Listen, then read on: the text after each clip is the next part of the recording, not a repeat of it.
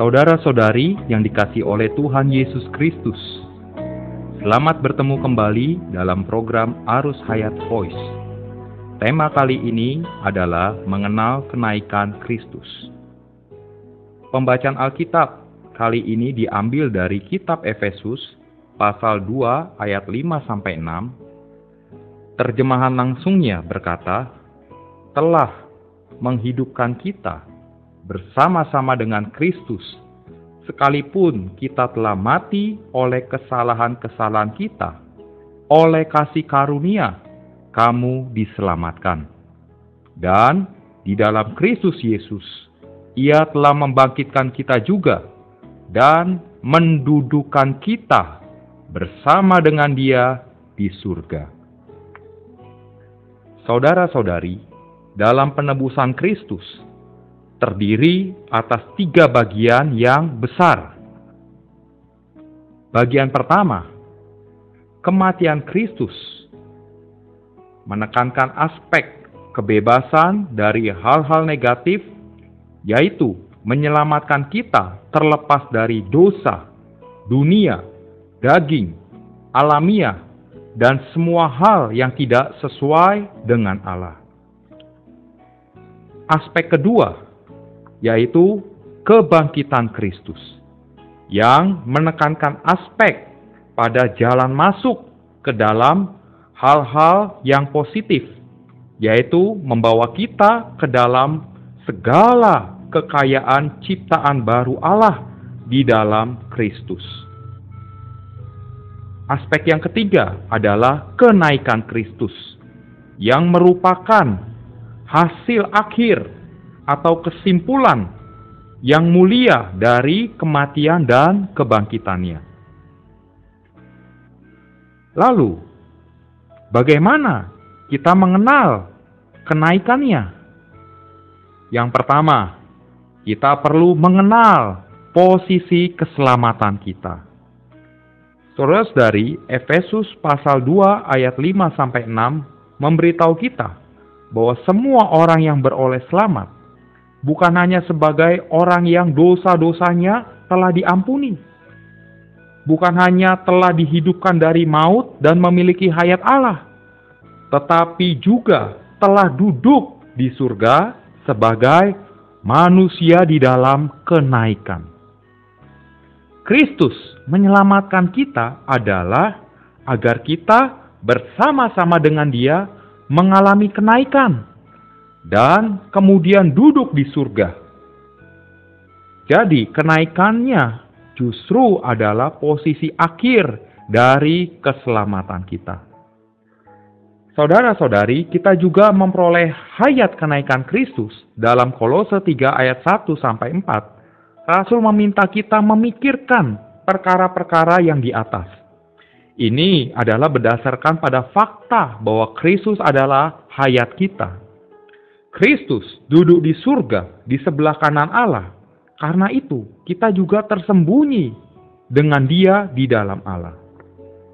Meskipun hayat ini telah melalui kematian dan kebangkitan, tetapi Kristus memberikan hayat ini kepada kita di dalam posisi kenaikan. Hayat ini telah mengalami kenaikan dan bersifat surgawi dan diberikan dari surga. Ini adalah hayat yang menembus surga, memiliki persekutuan dengan surga, dan berhubungan dengan surga. Meskipun menurut kondisi luaran kita masih hidup di bumi, tetapi menurut hayat batin kita sudah berada di surga. Saudara-saudari, ini sama seperti ketika Tuhan masih berada di bumi, hayatnya itu surgawi dan berhubungan dengan surga. Oleh sebab itu di dalam Yohanes pasal 3 ayat 13 berkata bahwa meskipun Dia telah turun dari surga, Dia tetap ada di surga. Yang kedua, untuk mengenal kenaikan, kita perlu mengenal fungsi-fungsi rohani. Semua perkara rohani orang Kristen diberikan oleh Tuhan dalam kenaikan. Ini tercatat di dalam Efesus pasal 4 ayat yang ke-8. Juga untuk kita terapkan dalam posisi kenaikan. Karena itu, jika kita tidak mengenal dasar kenaikan dan berdiri teguh di atasnya, kita tidak akan dapat menerapkan karunia rohani. Kejadian pasal 1 ayat 17 memberitahu kita bahwa Allah menaruh benda-benda penerang di langit untuk menerangi bumi. Begitu sebuah bintang jatuh dari langit, fungsinya akan hilang. Fungsinya yang memancar terang itu mutlak tergantung pada posisinya di langit. Demikian juga memberitakan Injil, menjenguk orang, merawat kaum saleh, atau melayani gereja. Fungsi yang sejati sepenuhnya tergantung pada posisi kenaikan kita. Sebagai contoh, banyak saudara-saudari yang menjenguk orang lain tanpa menghasilkan apa-apa, karena mereka telah jatuh dari posisi kenaikan dan hidup dalam suasana yang di bumi. Jika kita ingin menjenguk orang dengan berhasil, belum tentu harus banyak bicara, banyak membicarakan doktrin, asal dalam kehidupan sehari-hari kita tidak kehilangan posisi kenaikan. Dalam batin kita terus-menerus menjamah surga, dan dalam hidup dalam suasana surgawi, maka orang lain akan menjamah suasana surgawi dan memperoleh suplaian surgawi. Yang ketiga, untuk mengenal kenaikan, kita perlu mengenal posisi peperangan. Posisi peperangan rohani mutlak berada di tempat kenaikan. Begitu kita kehilangan posisi kenaikan, saat itu juga kita tidak bisa melakukan peperangan rohani. Jika kita ingin menang dalam peperangan, posisi kenaikan tentu harus diketahui dan dipertahankan. Oleh sebab itu di dalam Efesus pasal yang kedua mengatakan bahwa kita telah duduk bersama-sama Kristus di surga. Selanjutnya Efesus 6 ayat 12 membicarakan bahwa kita berperang melawan roh-roh jahat di udara atau di angkasa.